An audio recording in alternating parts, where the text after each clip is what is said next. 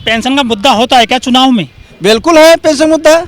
हिंदू मुस्लिम हिंदू मुस्लिम नहीं, ये तो सरकार की नीति है, हमारी कोई नीति है। हमारी वोट तो हिंदू मुस्लिम में मिलता है ना। नहीं, बिल्कुल नहीं। आपने देखो, आप देखिए उत्तर प्रदेश का जब चुनाव हुआ था 212 वोट से जो पेंशन बहाल करने की बात कही सरकार, 212 वोट से जीता था बैलेट पेपर से। वोट तो आप दिलवाते हैं सरकार को, मशीनरी में काम करते हैं आप। अब नहीं दिलवाएंगे भाई, अब नहीं दिलवाएंगे। आप घोषणा देखो, चुनाव हुआ था, वहाँ जो बैलेट पेपर से वोट पड़े थे कर्मचारियों का लिफाफे से, वो सरकार विपक्ष में गए थे। असर पड़ेगा नहीं, असर पड़ा है। आप देखिए, आप मीडिया वाले हैं, ठीक है, अगर हमारी बात को मीडिया अगर प्रधानमंत्री तक पहुंचाएगी तो असर पड़ा है और पड़ेगा। जो हमने कार्यक्रम किया, पिछली बार आपकी रैली में लाखों लोग आए थे, लेकिन वो खबरें नहीं आई थी टीवी पर।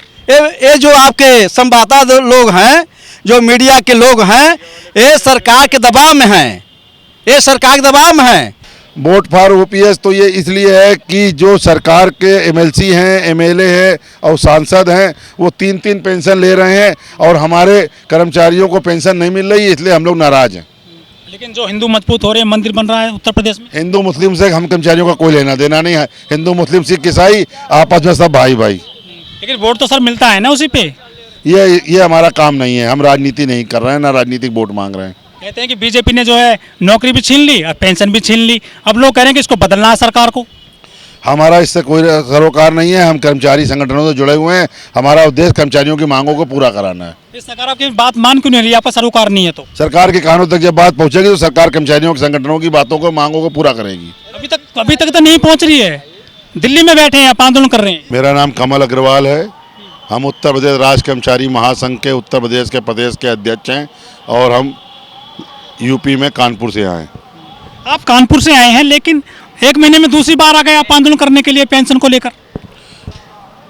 ऐसा है भाई कि 10 जून 2023 को कन्फेडरेशन और स्टेट सेंट्रल गवर्नमेंट की आपस में वार्ता हुई, जिसमें 3 नवंबर 2023 की एक तिथि निश्चित हुई कि चेतावनी रैली 3 नवंबर 2023 को दिल्ली में होगी। तो बहुत से और भी संगठन हैं, वह जो है उसके पहले ही दिल्ली आ गए, ये दिखाने के लिए कि हम पहले ही देखो आ गए हैं। ये है। तो क्या बटे हुए हैं कर्मचारी भी?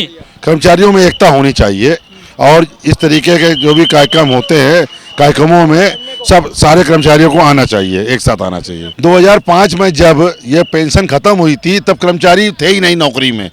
अब जब कर्मचारी 2005 के बाद नौकरी में आ गए हैं और जब सेवानिवृत्त हुए हैं तो उनको 2000 और 1500 रुपये और 1000 पेंशन मिल रही है, तो उनको परिवार का गुजारा करना मुश्किल हो रहा है। रिम्बर्समेंट नहीं मिल रहा है मेडिकल का, उनके चिकित्सा की भी परेशानी हो रही है। तब ये जागृत हुआ है, कर्मचारी जागरूक हुआ है और आंदोलन के लिए उतरा हुआ है। तो क्या लग रहा है सरकार मानेगी आपकी मांगों को? ये हमारी मांग है और सरकार को मांगना चाहिए। ये मांग कोई केवल एक कर्मचारी की नहीं है, पूरे भारतवर्ष का कर्मचारी जो सरकारी नौकरी कर रहा है, ये उसकी मांग है। 1 नेशन 1 आधार, 1 नेशन 1 पेंशन होनी चाहिए और हर कर्मचारी को, हर अधिकारी को, सबको पेंशन मिलनी चाहिए। 18 साल में तो आपने कई आंदोलन कर लिए, सरकार तो मानी नहीं। सरकार मानी है, सरकार कई जगह पे मानी है। अब सरकार ग्रेजुटी दे रही है, सरकार प्रकाशित को 9000 रुपये मिनिमम पेंशन दे रही है। सरकार जो है हमारा GIS दे रही है, सरकार दे रही है। लेकिन मुझको पुरानी पेंशन के अलावा हम कर्मचारियों को और कुछ भी मंजूर नहीं है। जब चुनाव आते हैं तभी आप आते हैं, ऐसा लगता है? नहीं, ये गलत बात है। ये कर्मचारियों के ऊपर, सरकारी कर्मचारी के ऊपर एक आरोप है। सरकारी कर्मचारी परमानेंट आंदोलन कर रहा है, आंदोलनरत है, वो अपनी मांगों को मान रहा है। हमारी सेना जो है वो जो बॉर्डरों पे संघर्ष कर रही है, आज उसको भी पेंशन नहीं है। पेंशन सबको मिलनी चाहिए, ये सबका अधिकार है, उसके परिवार का अधिकार है। वो अपनी सैलरी भी मोटी मिल रही है आपको, तो उसमें से बचा लीजिए पैसा भविष्य के लिए। ये सब अनावश्यक की बात है। सैलरी मोटी नहीं मिल रही है, सैलरी हमको हमारी योग्यता के अनुसार मिल रही है। और यदि सरकार हमारी बात नहीं मानेगी तो भविष्य में इससे बड़ा आंदोलन होगा और सरकार को झुकना पड़ेगा। लेकिन सरकार तो VRS दे रही है। सरकार BRS दे रही है, सरकार स्वतंत्र है, सरकार का काम है, वो अपना काम कर रही है। कर्मचारी का अपना काम है। संविधान में जो व्यवस्था दी गई है उस व्यवस्था के अंतर्गत कर्मचारी संगठन अपना आंदोलन कर रहे हैं। देखिए, कॉस्ट कटिंग भी कर रहे हैं, वो नई भर्तियां नहीं कर रहे हैं, निजीकरण कर रहे हैं। कहीं विरोध होता नहीं दिखता है उसका, जब आप पेंशन के लिए आते हैं। बहुत विरोध हो रहा है। आप मीडिया कर्मी साथी ही, चूंकि आपको अपने टॉल बढ़ाने के लिए, टीआरपी बढ़ाने के लिए आप कर्मचारियों की बातों को छापते नहीं हैं, इसलिए सरकार का मनोबल बढ़ा हुआ है। यदि आप आज की रैली की सही बात छापेंगे तो ये गारंटी है कि सरकार तक बात पहुंचेगी और कर्मचारियों की मांगे पूरी होंगी। कर्मचारियों के विकास के लिए काम नहीं करी सरकार? कर्मचारियों के विकास के लिए काम कर रही है या नहीं कर रही है? सरकार का काम पूरे भारतवर्ष की जनता के लिए काम करना है। कुछ लोग कह रहे हैं कि जो आपका पैसा है वो शेयर में लगाया जा रहा है सरकार के द्वारा।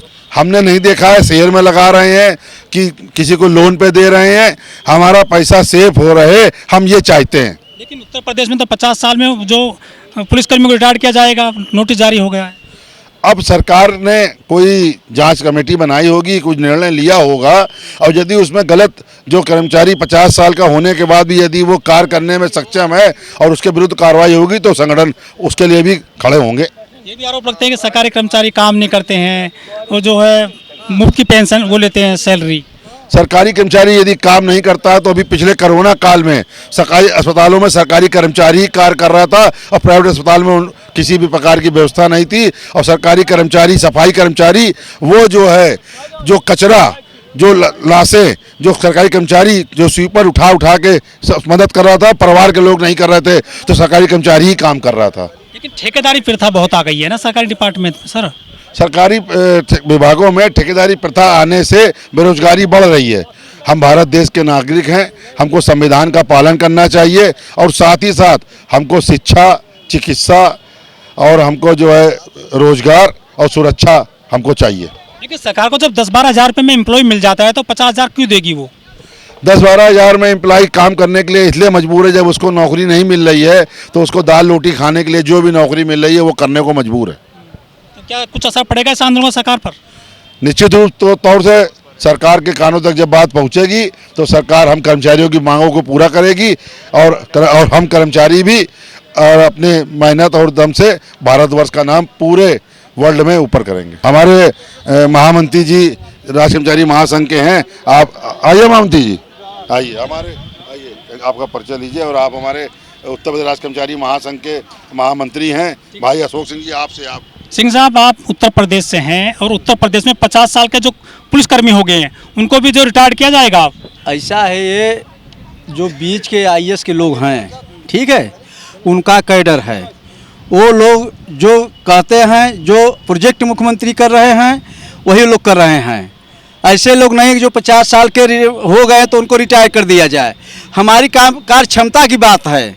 70 साल के लोग हैं, अगर उनकी कार्य क्षमता ठीक है, भाग दौड़ ठीक है, सरकारी काम में ठीक है, तो जरूरी नहीं सरकार उनको रिटायर करेगी। लेकिन वो तो नोटिस जारी कर दे योगी जी ने। नोटिस जारी जो उनकी सरकारी काम है उसको लागू करना आईएएस का काम है, आईपीएस का काम है। वो काम क्षमता आईपीएस देखेगा, कार्यशैली आईपीएस देखेगा, मुख्यमंत्री थोड़ी देखेंगे। ये कहना है कि हम वोट दिलवाते हैं, गलत बात है।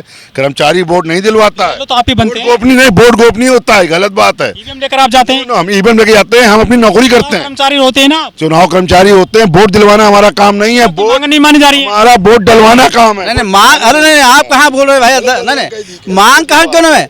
आप जान रहे हैं, सरकार जब नई पेंशन लागू की थी तो 10% सरकार देती थी, 10% कर्मचारी जीपीएफ करता था, ठीक है, 20%। आज जो है कर्मचारी दबाव में है, आज सरकार दबाव में है कि आज जो 14% कट रहा है। आज जो है सरकार के कर्मचारियों का सरकार 14% काट रही है, ठीक है, वो कर्मचारियों को दबाव तो है, संगठन दबाव बस में है। उसके बाद वित्त मंत्री सीतारमण के अध्यक्षता में एक कमेटी गठित हुई है पुरानी पेंशन को लेकर के। 5 राज्य वहाँ पुरानी पेंशन बहाल हो गई है। तो ऐसी बात, जहाँ सरकार है वहाँ हो रहा है, जहाँ सरकार कांग्रेस की है, कांग्रेस सरकार हो रही है वहाँ इसलिए हो रही है कि चूंकि हम जो लड़ाई लड़ रहे हैं, जो पुराना नए कानून बने हैं पेंशन का, केंद्र जब से कैंसिल नहीं करेगा, रद्द नहीं करेगा, तब से वहाँ जहाँ सरकार पुरानी पेंशन बहाल करेगी कांग्रेस, कोई दूसरी सरकार आएगी तो वहाँ पुराना पेंशन फिर खत्म हो जाएगी। सरकार के हाथ में है अभी। हाँ, केंद्र सरकार हाथ में है। वहाँ तो मोदी जी हैं। धन्यवाद। मोदी जी क्या हुआ? नहीं मान रहे हैं, वो तो नहीं मान रहे। नहीं, मोदी मानेंगे। जो बीच के लोग हैं, कैडर के लोग हैं, उनको गुमराह कर रहे हैं। भाई ये बताइए, एक प्रतिनिधि है, ठीक है, वो कहाँ से 1 लाख पेंशन ले रहा है, और एक कर्मचारी 20,000 पेंशन नहीं मिलेगा तो इसका कौन बीच का मददता है। इसीलिए आपको जो मीडिया वाले जो न्यूज़ वाले हमारा समाज पहुँचाए, हम चाहते हैं, उनसे अनुरोध करते हैं हमारे प्रधानमंत्री तक पहुँचावें और हमारी ये मांग पूरी हो। धन्यवाद।